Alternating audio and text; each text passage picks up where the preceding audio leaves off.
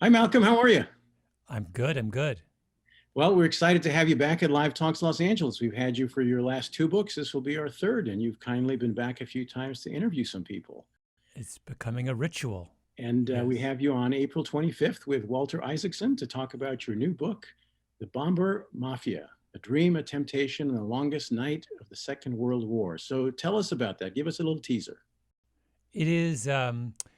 I didn't think there were still great stories from the Second World War that had not been told.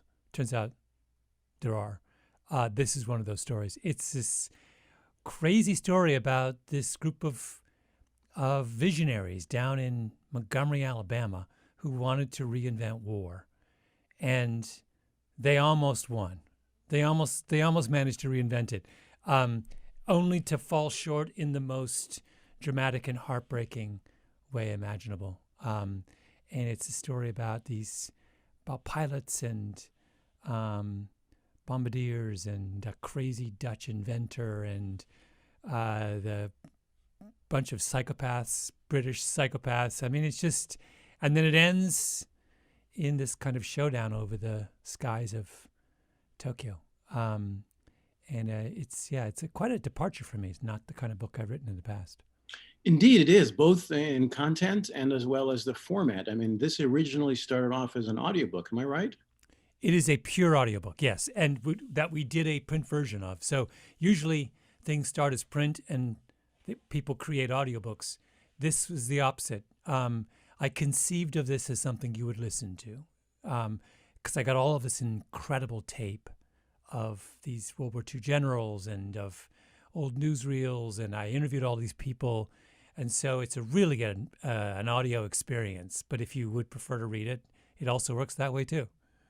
Tell me, Malcolm, what is your fascination with military history? I don't know. I was I'm one of those kids who read war books from the beginning, from the very beginning, like time that I could read.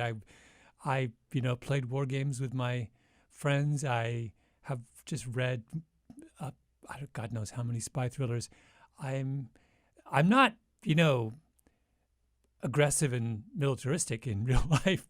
I'm probably a pacifist, but I just find the subject of war endlessly fascinating.